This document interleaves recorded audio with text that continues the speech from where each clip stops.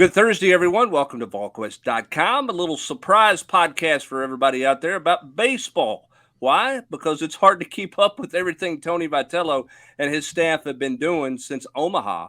And fireworks here early in July for Tennessee. Again, Eric Cain and the transfer portal world. Give us the latest intel on Tennessee's newest transfer. Yeah, it's been a big morning here on a Thursday for Tennessee baseball.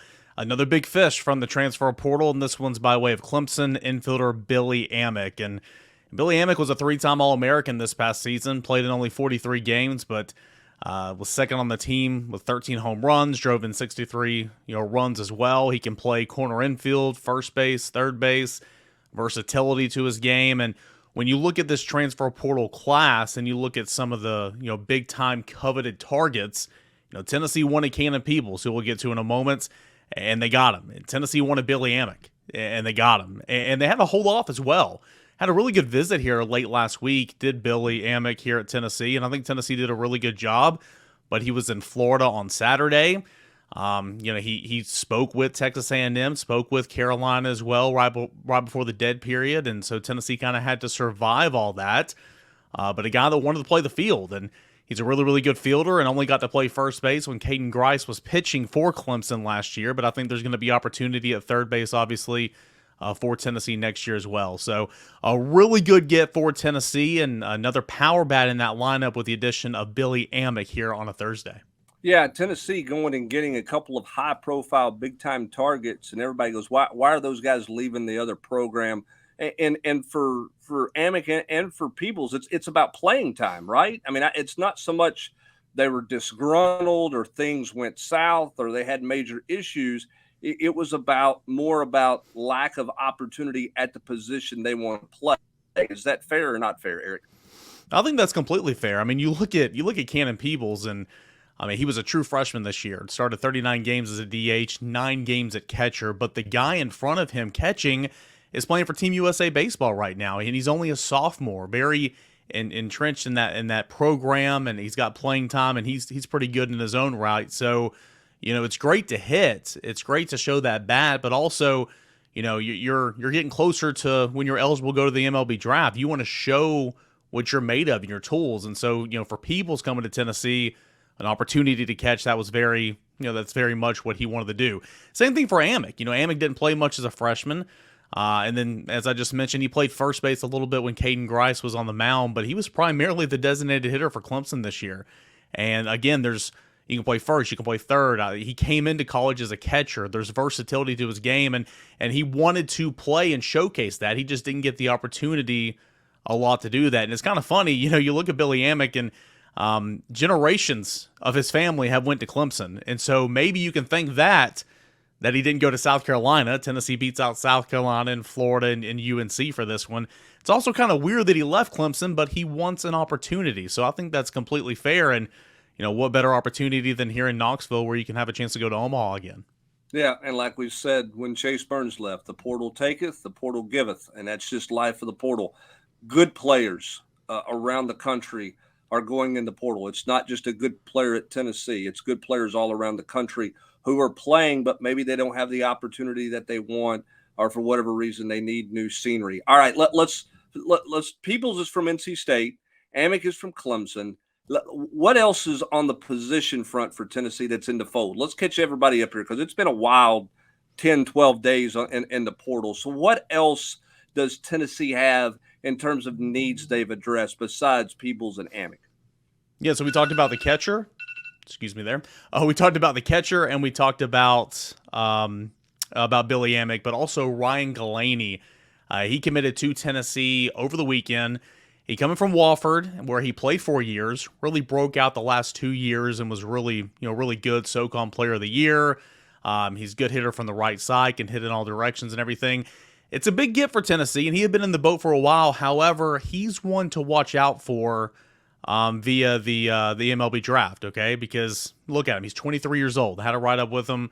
It's over on the front page right now at Volquest.com, and he was really gracious with his time, and I appreciate that. But, hey, I mean, he's 23 years old.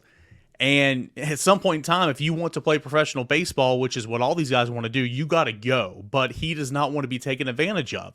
has a little bit of leverage now, a great fallback option at Tennessee if that's the case, but that's one you're really going to have to watch in the Major League Baseball draft. So if you can get Ryan Galaney to campus, that'd be great. You got to watch out for him. So those are the position players. I can transfer to pitchers now if you want me to. Absolutely. In terms of what Tennessee has. Tennessee started this whole process off it was probably 10 days ago. It feels like a month ago with a right-handed pitcher from Jacksonville State, A.J. Cozy. And he's interesting, okay? He was a bullpen arm as a freshman.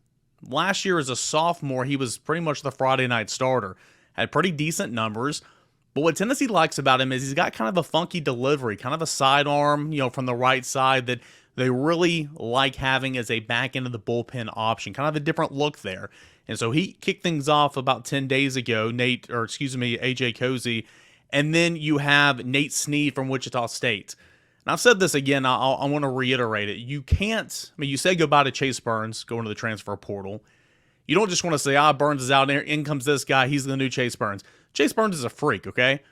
But if you're looking for a hard-throwing right-handed pitcher in the bullpen, Nate Snead from Wichita State is going to be that replacement. True freshman this year, hit triple digits several times, and Tennessee liked that velo. Tennessee likes that look in the bullpen as well. So, 2 pitchers so far, A.J. Cozy, Jacksonville State, Nate Snead, Wichita State, a catcher, Cain Peebles, and then 2 corner infielders, Ryan Galaney of Wofford, which you got to watch out for with the draft, and Billy Amick of Clemson. Those are the guys you have so far, 5 additions from the transfer portal. Is Cozy Camden, the new Camden Sewell? Because Camden had a little bit of an unusual delivery. I know this one's probably a little more pronounced, but is that kind of you're looking for that kind of uniqueness? Is that kind of what you're thinking with Cozy? Yeah, I think so. Of course, Camden's pitching a lot of big games, and he was a crafty veteran and all that. And of course, Cozy's got to come in here and earn that. But absolutely, because he kind of had that funky, it wasn't sidearm, but it was kind of a different look, if you will. And I think that is what the former Jacksonville State pitcher will give him. And plus, he can also, just like Camden Sewell, if you're in a pinch, he can start for you because, again, he was the Friday night starter for Jacksonville State this past season. So there's versatility there to his game, but I think that's a good comparison. Just kind of a different look out of that bullpen. You need left-handed pitching, don't get me wrong, but you have kind of a funky look from the right side that'll kind of help you out and maybe cause a little concern in the batter's box the other way. All right, so they got some right-handed hitting. They've got some pitching. I want to ask this before I ask you about who's left out there. Besides going to Omaha, why do you think Tennessee has been so attractive to kids in the portal here? Because position guys, they went and got who they wanted, right? I mean, Peebles and Amick were their top 2 fish. Both of them, or it feels like they were their top 2 fish. Both of them are in the boat. Why is Tennessee? Do you think have they been so attractive to these guys in the portal? Well, I think people like playing with Tony. I think people connect with Tony. I think people connect with this coaching staff. And, Tony Vitello, you see him in media settings. And, of course, you and I have had the opportunity to talk with him away from media settings as well. He's a guy that loves ball. He's a guy that loves pop culture. He's emotional. He'll tell you what he thinks a lot of the times. And I think kids really connect with that. And I say kids, a lot of these guys in the transfer portal obviously are older. And they want to go somewhere where they can really get along with the coaching staff, a coach that they believe in, and a staff that they believe in. And they also want to win. You said aside from Omaha, understandably, but Tennessee is one of the hottest programs in the country. Been to Omaha the last 2 out of the 3 years, so winning's a big deal. Seeing the production that's come from Tennessee, and also just kind of the mantra. I was talking to Ryan Galaney yesterday, and he said, from afar, it feels like it's been Tennessee against the world, and that's kind of how they play. 2022 was definitely that way, but even this past season in 2023, a lot of times it was, best team in the country last year, didn't make it to Omaha, that's one thing, and all these expectations, and you're losing during the season, you got to turn it around, this team can't win on the road, kind of this us against the world mentality, and I think guys like being around that. I think that's something they can buy into. At least that's some of the feedback I've been hearing so far throughout this transfer portal cycle. Well, and it doesn't hurt too that the transfer portal has been good for Tennessee the last couple of years in terms of guys being Yeah. productive as well, right? Talking about Griffin Merritt, you talk about Zane Denton, you talk about Chase Dolander, even Maui maybe didn't have the numbers every Tennessee fan wanted, but he was a transfer who played well in Omaha on the big stage. So that doesn't hurt either. Let's talk quickly here before we wrap it up about what's left for Tennessee. How close are they to being done? What else do they want to get? What else is on the pursuit list for Tennessee here? Because I would imagine end of the month this thing's got to be pretty much wrapped up for everybody around the country. What you think? I mean, I know school doesn't start till middle of August, but I would imagine most guys are making decisions by the 1st of August, right? Yeah, I mean they're wanting to get in and get out, right? I mean they're wanting to have plans in place, go ahead and finish up summer ball, know where they're going to go in the fall. They want to get their books in order. They want to find lodging, all that good stuff. So, Tennessee's already done the heavy lifting. Now 5 commits. The window closes on July the 13th. In terms 15th, of going July in. 15th. In terms of going in, right?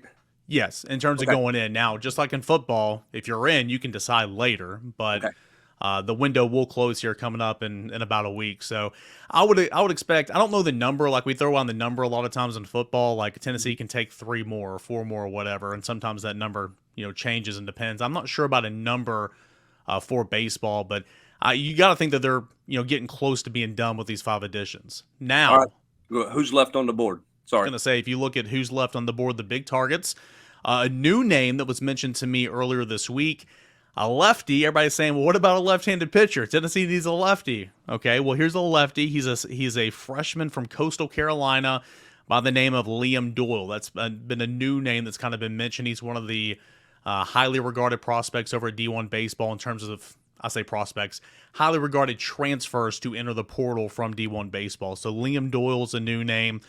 Dalton Bargo, he was the designated hitter for Missouri this past season. He is a catcher. He hits from the left side. Tennessee was in on him even before Cain and Peebles committed, but they still like him, view him as a depth piece and another bat to work with as well. So Dalton Bargo, who's playing in the Appalachian League right now, Frank Anderson's been up there to see him a couple of times, and conversations ongoing there. And then the big fish, potentially could be Tennessee's number 1 or number 2 starter next year if he comes to Knoxville. That is right-handed pitcher Luke Holman, former Alabama pitcher. I've mentioned this on the board a couple of times. I think it's going to be Tennessee and LSU. Pretty much every team in the country was after him, has been calling him. Pretty much the entire SEC has met with him, has met with the family. But I think it's going to be Tennessee and LSU. He's going to come down to Knoxville when he's done with Team USA. He's over there playing with Team USA right now. And Drew Beam is working him really hard. And I think that personally is going to be the X factor there, is Drew Beam. But plans on coming to Knoxville somewhere around July the 15th and 16th. And we'll see what happens. As of right now, that's the only visit that he's got set up. But it's going to be Tennessee, LSU, Tony Vitello, Jay Johnson. And both of those coaches are working that family really hard right now. Yeah. All right. Lots of great stuff there. We wanted to do this so everybody on their lunch break right now can just get caught up, or this afternoon can get caught up on everything going on in the portal, because it's been fast and furious. Eric's doing a great job keeping everybody up to date on the message board, in the war room, when news pops, when nuggets drop. He's had the latest on all these guys out there. So I just want to take a few minutes to visit with him to kind of lay it out for everybody on where Tennessee's at. Tennessee has been not just active, they've been very productive in the portal to this point since the season-ending loss in Omaha at the College World Series. He is Eric Cain. I'm Brent Hubbs. Thanks for joining us. Have a great rest of your Thursday, everybody.